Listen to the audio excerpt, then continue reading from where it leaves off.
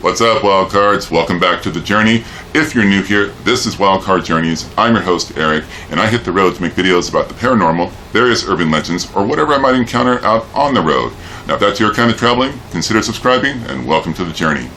Now, in this video, I will be reviewing Zak Bagans' Ghost Hunting for Dummies. If you're not familiar with him, he is the star of Travel Channel's longest-running paranormal reality show, Ghost Adventures. He has appeared in many TV series and documentaries, authored several books on the paranormal. Now, this book promises to be kind of a how-to guide for both experienced and fledgling paranormal investigators. Will it live up to the hype? Let's take a journey and find out. In part 1, he begins by stating that this book is intended to be a general reference guide for paranormal investigation. He points out that the field itself was born out of the Spiritualist movement in the 19th century. It was because the Spiritualist claims that they could communicate with the dead that the need for paranormal investigation came about, so that they could be exposed as frauds. The basis for how these investigations were carried out set the standard for modern-day ghost hunting, which is to first rule out all possible natural explanations before accepting that any paranormal activity just might be real. One intriguing case that's covered in part 1 is that of Daniel Douglas Hume, the most famous medium of his era. The most infamous part of his stage act was his apparent ability to levitate. This was an act that he performed internationally, and of course, scientists and professional magicians all accused him of tricking audiences. Yet, in all the years he performed, none of them were ever able to prove that he was. But I have a theory about this I'll share in a moment. Part 1 goes on to delve deeper into the historical debate between science, religion, and the paranormal, the opposing roles that Harry Houdini and Sir Arthur Conan Doyle played in the early days of the Spiritualist movement. It also features some of the true pioneers in the field of psychic research, such as Dr. Carl Zener, who would eventually create the Zener deck, which were cards that were used to test psychic abilities back in the 1930s and are still in use to this day. Before we move on to part 2 of this book, a final thought on Daniel Hume's alleged ability to levitate. Zak Bagans points out that Hume had health issues his entire life, starting at a very early age. Around the same time, legend has it that his unique psychic abilities began to manifest. Let's say, for the sake of argument, that he somehow had the natural ability to levitate. Could his poor health have been the cost of this ability, a trade-off? I mean, that kind of energy had to come from somewhere, and every well has only a finite amount of water to draw from. In part 2, we learn what kind of ghosts and types of hauntings you can expect to discover as a paranormal investigator, as well as haunted locations and how to find them, the tools of the trade, the dangers involved in investigating, and what you shouldn't do as a ghost hunter. He goes on to point out that many hauntings have a force behind them that, while still paranormal, has nothing to do with ghosts. This is what's classified as a PK haunting. The most common theory for this type of activity is that it's caused by someone in the household, classified as the human agent. Usually this would be a young female or adolescent that is able to move objects by psychokinesis, or PK, which is the power to move things by energy generated in the brain. This is really a fascinating topic due to this type of activity manifesting whenever the girl is dealing with some kind of emotional turmoil. Now, when it comes to looking for haunted places, he notes that the history of the house or building may not reveal the reason the location is haunted. It might be the land itself, which is why many new homes become the scene of hauntings and unexplained events. Researching the land could lead to discovering that it may have been occupied by another house or building, or even an old cemetery. On the subject of cemeteries, he notes that in most cases, ordinary cemeteries aren't haunted. It's when something else happens there, such as grave desecration, vandalism, or rituals that can open portals within the confines of the cemetery, that hauntings can occur.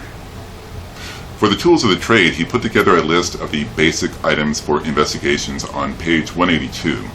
As for the dangers involved in ghost hunting, some of the key points he raises are: never investigate alone, never assume the paranormal is involved, and always try to get written consent from the owner of the location you're investigating. He concludes the chapter with the very real risk of being around asbestos, dust, and mold for an extended period of time.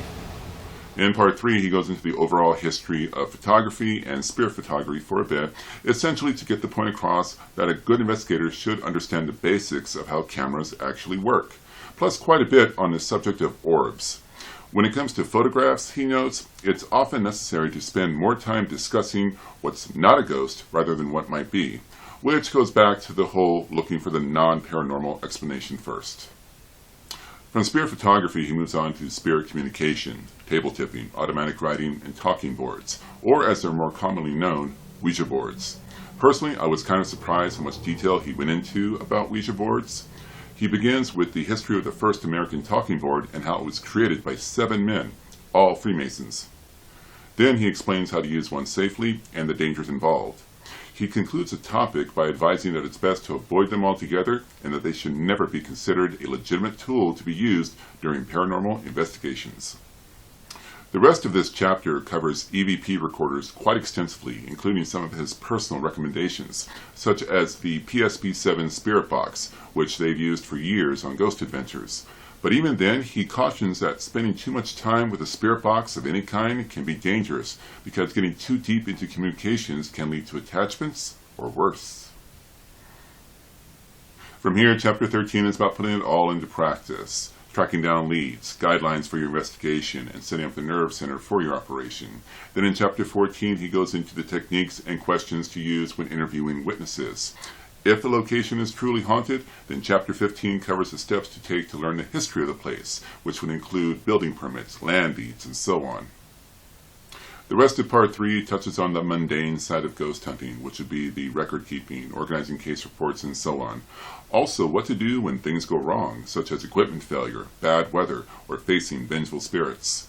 This one I would have preferred if he'd gone into a little more detail when it comes to protecting yourself on a spiritual level, but he does give enough basic information to at least point you in the right direction. He concludes Part 3 with a chapter on turning your ghost hunting hobby into a career, with options ranging from reaching out to other investigators to starting your very own ghost tour. The fourth and final part of Ghost Hunting for Dummies covers a variety of paranormal top 10s, towns, houses, and other locations. And, surprise, surprise, one of the most haunted locations to make the list is Zak Bagans' Haunted Museum in Las Vegas, Nevada. Now, this is a residential home he converted into a museum and placed on display items from around the world that are reported to be haunted and or cursed. And the house itself had a reputation for being haunted all on its own. Now, recently I filmed a collaboration video with Wonder Hussy where we took the museum tour, and I experienced something unusual while I was in there. I'll attach a link to that video right up here so you can catch the full story if you like. The final chapter goes into the 10 signs your house is haunted, where I felt 2 key pieces of advice were quite practical. 1, keep a log or journal of any activity that occurs inside the house so that you can see if there is a pattern forming, and so that you have a record of events in case you have to call in a paranormal investigator. And 2, if you do bring in a paranormal investigator and you're asked to pay for it, he advises you should look for someone else. Only services that produce concrete and tangible results are worthy of payment, because the field of paranormal research is too unpredictable to guarantee it. He also clarifies that unless the investigator is psychic, they won't be able to rid your house of a ghost. They'll more than likely encourage you to bring in the family minister if you have one, or they'll reach out to someone they've worked with in the past that can deal with it on that level. And there you have it, my review of Zak Bagans' Ghost Hunting for Dummies. Now, would I recommend it to others? I believe I would, because it delivers on its stated purpose. Whether you're an experienced investigator, or you're just starting out in the field, or you just have a passing interest in the topic, this book is for you. Zak Bagans is a controversial figure in the field of paranormal research, but there is no denying his experience. He has investigated at some of the most paranormally active locations in the world, and I can tell you from my own journeys that when you go to enough of these places on a regular basis, the odds are good that you will witness or encounter something out of the ordinary. If you are interested in checking out this book, at the date and time of the release of this video, Amazon was selling it for $10 off the cover price. I'll provide a link below in the description. On a related note, Nick Groff was one of the original members of the Ghost Adventures crew. He left the series a few seasons back, but before doing so, he wrote a book about how the show came about and his own experiences with the paranormal during his time with it. It's not really a how-to book like Ghost Hunting for Dummies, but if you're a fan of the show, Chasing Spirits is still a good read. Thank you for watching. If you enjoyed this video, please hit like, comment below, share it with a friend. And if you're new to the channel, smack that little subscribe button and you can catch all of my videos as I hit the road for the paranormal, various urban legends, or whatever might be out there. Thank you again, and we'll see you on the journey.